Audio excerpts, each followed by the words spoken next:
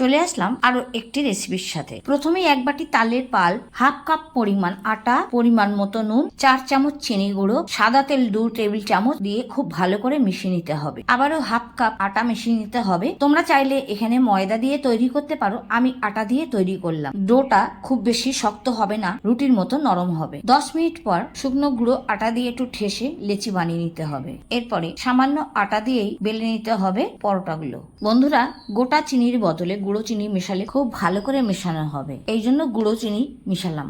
একটু বড় আকার করে রুটিটাকে বেলে নিতে হবে। এরপরে সামান্য একটু তেল ছড়িয়ে শুকনো আটা দিয়ে ফোল্ড করতে হবে। আমি চৌকো ফোল্ড দেখালাম, তোমরা চাইলে তোমাদের ইচ্ছে মতো ত্রিকোণা বা গোলও করতে পারো। বন্ধুরা, আমার রেসিপি তোমাদের ঠিক কেমন লাগছে কমেন্টের মাধ্যমে জানাতে ভুলো না। আমি চেষ্টা করব তোমাদের ইচ্ছে মতো রেসিপি তৈরি করার। তোমরা কমেন্টের মাধ্যমে জানাবে আমার কাছে আর কি কি রেসিপি তোমরা দেখতে চাও। সব কটা পরোটা বেলা হয়ে যাবার পরে এবারে তাওয়াতে ভালো করে এপিট ওপিট সেঁকে নিয়ে তেল দিয়ে ভেজে নিতে হবে। তৈরি হয়ে যাবে ফুলকো ফুলকো নরম নরম তালের পরোটা। এই তালের পরোটা তোমরা শুধু শুধু খেতে পারো, অথবা তালের ক্ষীর বা তালের পায়েস দিয়েও খেতে পারো। আজকের রেসিপিটা তোমাদের ভালো লেগে থাকলে লাইক, শেয়ার, কমেন্ট করতে ভুলো না। আর চ্যানেলে নতুন বন্ধু হয়ে থাকলে চ্যানেলটিকে সাবস্ক্রাইব করে পাশে থেকো। ফেসবুক পেজ থেকে দেখলে পেজটাকে ফলো করার অনুরোধ রইল।